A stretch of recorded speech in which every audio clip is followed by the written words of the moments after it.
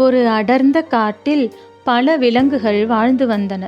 அந்த காட்டில் வசித்து வந்த ஒரு நரியும் கழுதையும் சேர்ந்து ஒரு ஒப்பந்தம் செய்து கொண்டன.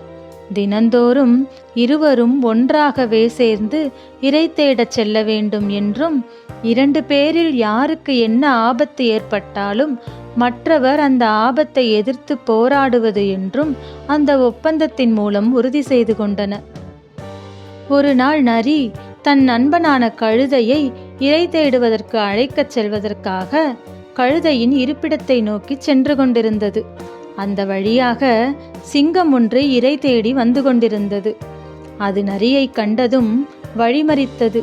சிங்கத்தை கண்டு நடுங்கிய நரி எப்படியாவது உயிர் தப்ப வழியுண்டா என யோசித்தது.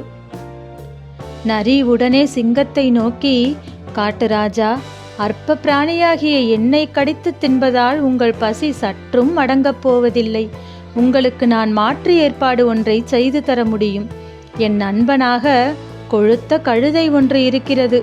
அதை நீங்கள் சிரமமில்லாமல் பிடித்து கொள்வதற்கு ஓர் ஏற்பாட்டை செய்கிறேன். அந்த கழுதை 2-3 நாட்களுக்கு உங்கள் உணவுக்கு ஆகும் என்று கூறியது. அதற்கு சிங்கமும் ஒப்புக்கொண்டது.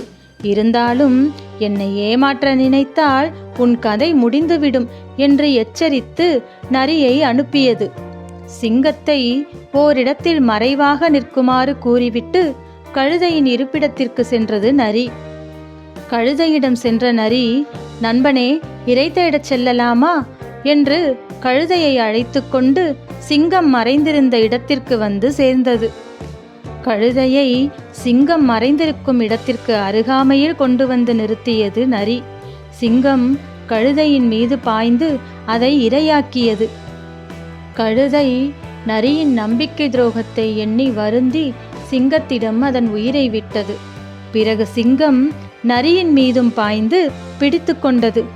பதறிப்போன நரி, மகாராஜா, எனக்கு பதிலாகத்தானே கழுதையை அழைத்து வந்தேன், இப்போது என்னையே கொல்ல வந்து விட்டீர்களே என்றது.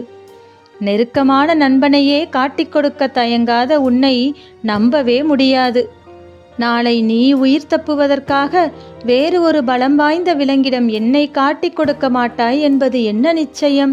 ஆகவே உன்னை உயிருடன் விட்டு வைக்கக்கூடாது என்று கூறிக்கொண்டே சிங்கம் நரியையும் இரையாக்கியது. சந்தர்ப்பவாதிகளுடன் நட்பு வைத்து கொள்ளக்கூடாது. அவர்களால் நமக்கு தீமைதான் ஏற்படும்.